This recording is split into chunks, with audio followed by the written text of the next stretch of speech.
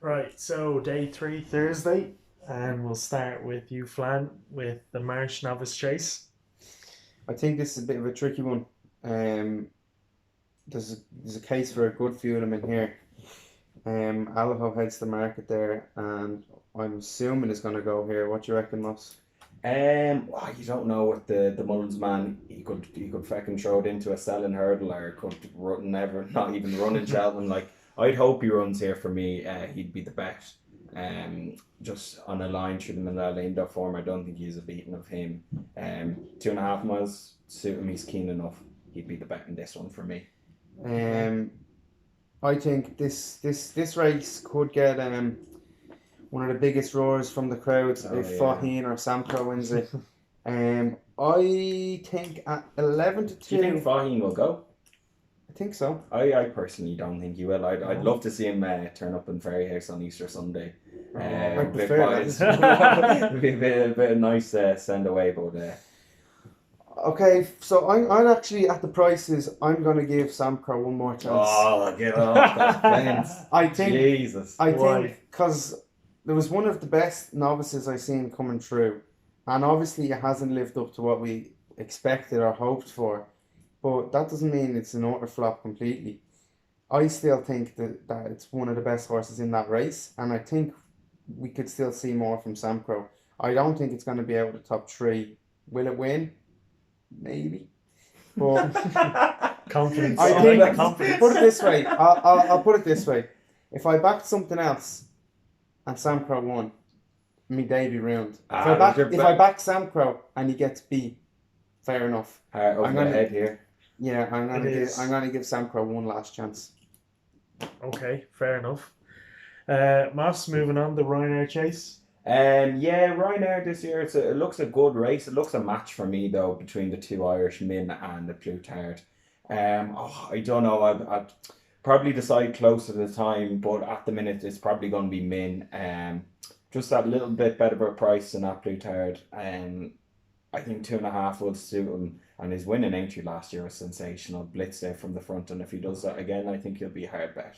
Fair enough.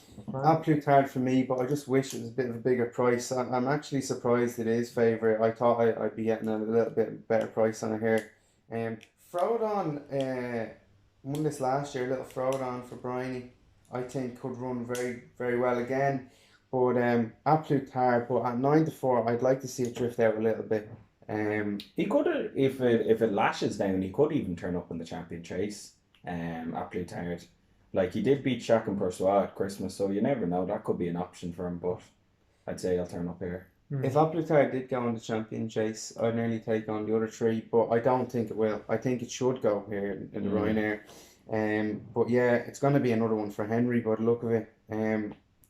Yeah, I'm going with Appletard. I think last year we absolutely blitzed them. Blitzed, what was the distance? 16 lengths. Like, that's sick. At Cheltenham, at the festival. I'd say that's probably was the biggest winning distance last year, surely, was it? Oh yeah, absolutely. Yeah, I like obviously as I said previously, course form at the festival is massive advantage, and Applitar proved tenfold what it can do, and it's not an overly difficult Ryanair field to beat. Mhm. I think Applitar, but if it drifts out to threes, I'd be delighted. And we'll stay with you then for the stairs hurdle. Paisley Park, 100%. Benny the Do isn't going to go here, and if it did, still wouldn't be Paisley. Paisley is going to absolutely blitz these. Um, Put it in your multis because it's just going to boost your winnings. There's nothing in here. Like even a lot of those, like if you go through the card, half of them aren't going to run here. It's going to be a small enough field, and Paisley is just going to pick them off and blitz them. Do you agree? Yeah, you can't disagree. He's a cracking horse for a cracking owner. Andrew Oh yeah, Gemmell, what a man! NCBI partnership here. He's a cracking man, but he'll win 2 or 3 lengths, and probably follow him home will be Penhill, the former Stairs winner. He's picked up a bit of form recently, and a bit of a different kind of tactics with him this year in terms of getting him out and plenty of runs, so he could come into one of the places.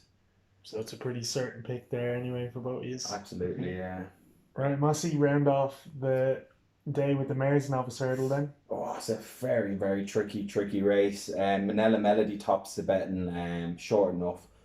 Oh, if I was pinned down for one, it might be Colreevy, the step up and trip, and getting the weight allowance from Manila Melody, but it's not a strong fancy. Mullins has a fantastic record in the races, won them all, so stick with the man who knows how to win them.